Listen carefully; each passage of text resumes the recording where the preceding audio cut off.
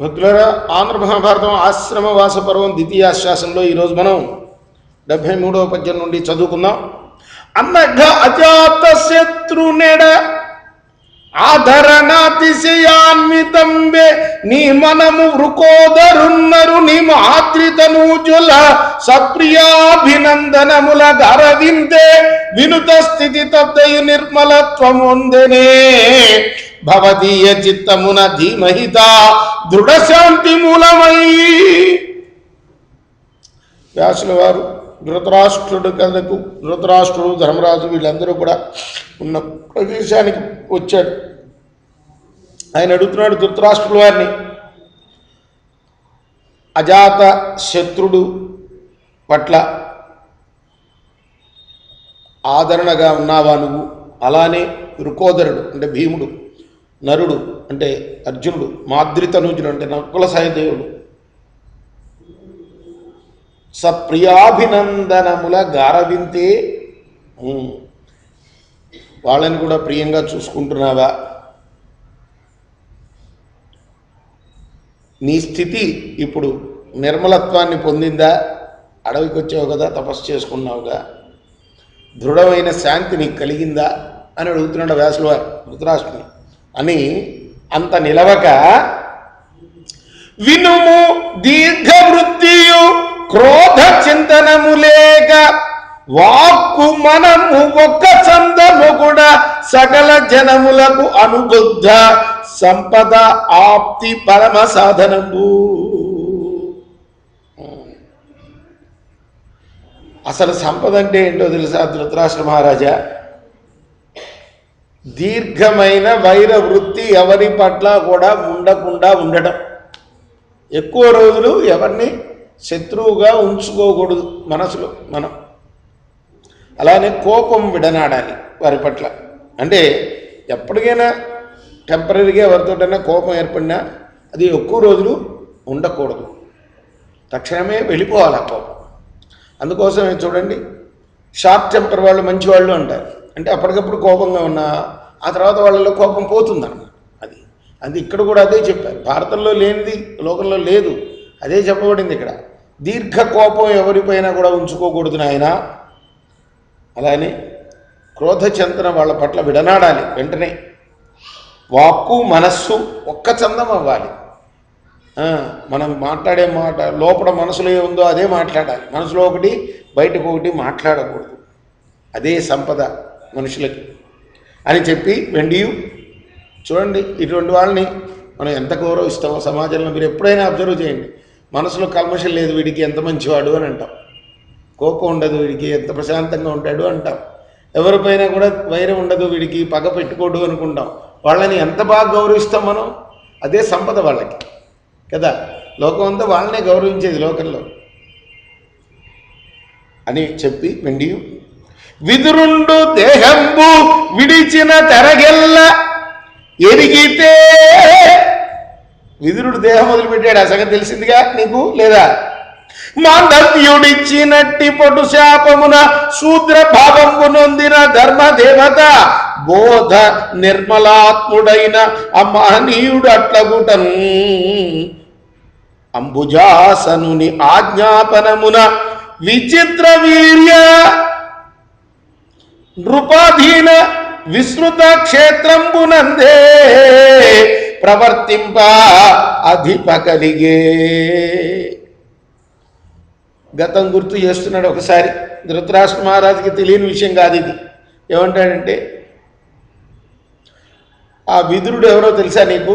దేహం విడిచేసిన విదురుడు మాండవ్యుడు ఇచ్చిన శాపం వల్ల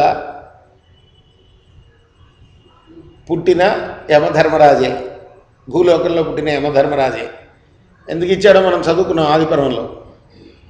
మాండవ్యుడు చిన్నప్పుడు తూనీగల్ని చంపేట, అందుకోసం ఆయన మీద దొంగతనం భారం మోపి ఆ రాజ్యాన్ని ఏలే రాజు శూల శిక్ష వేశాడు. శూలం అంటే కింద గుదంలోంచి గుర్చి మెడలోంచి తీసి ఆ కత్తికి ఏలాడుతూ ఉండడం. అది ఎప్పుడు ప్రాణం అవుతుందో తెలియదు. అట్లా శిక్ష వేశారట. ఆ శిక్ష వేసినందుకు ధర్మరాజు యమధర్మరాజు దగ్గరికి పోయి, ఏం పాపం చేశాను ఈ శిక్ష వేసావు అని అంటే, నువ్వు చిన్నప్పుడు తూనీగల్ని చంపావయ్యా అంటే నువ్వు వేసిన శిక్ష సబబు కాదు కదా, జాగ్రత్తగా ఆలోచించుకో.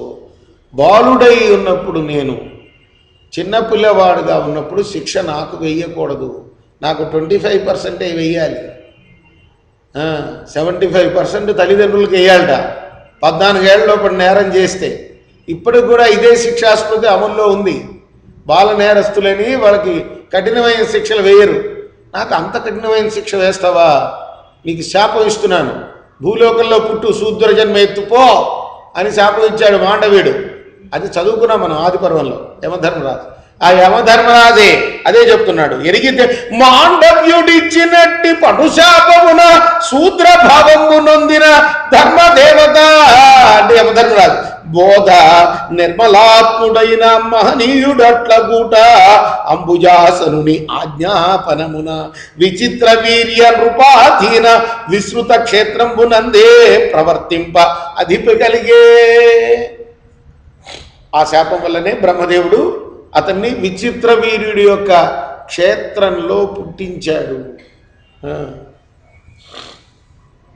నిజానికి విచిత్ర వీరుడు క్షేత్రంలో పుట్టించలా.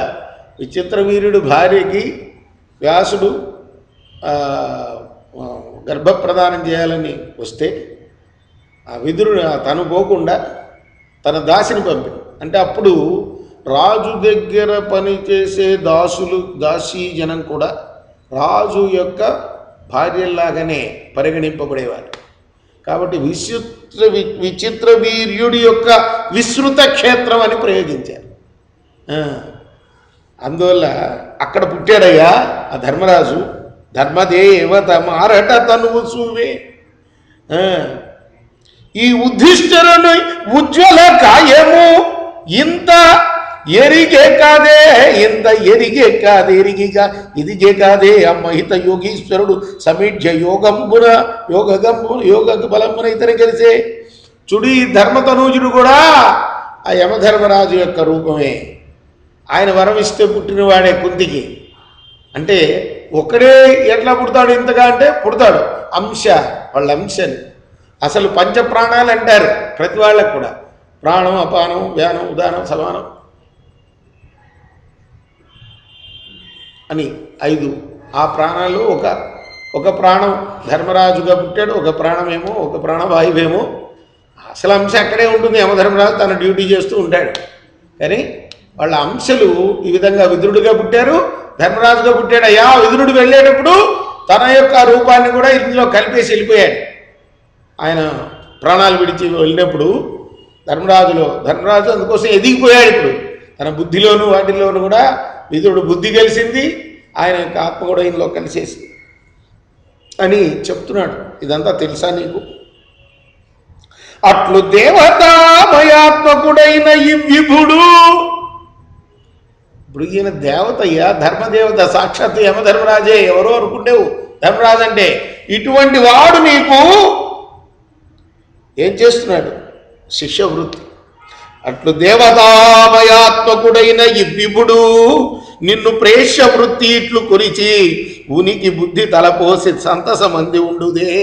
కులాగ్రగణ్య మహానుభావ ధృతరాష్ట్ర మహారాజా, నువ్వు ఈ విషయం తెలుసుకొని సాక్షాత్తు ధర్మరాజే నీకు కొడుకుగా సేవలు చేస్తున్నాడు, ధర్మదేవతే అని ఉప్పొంగిపోవాలి నువ్వు అని బోధిస్తున్నాడు వ్యాసుల వారు ధృతరాష్ట్రుడికి.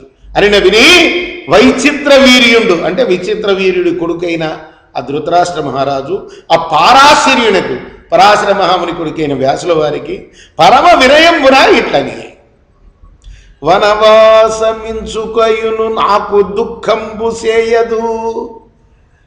ఆయన ప్రశ్నలన్నింటికి సమాధానం చెప్తున్నాడు. వనవాసంలో నేను ఏమాత్రం కష్టాలు పడట్లేదయ్యా, హాయిగా ఉన్నాను.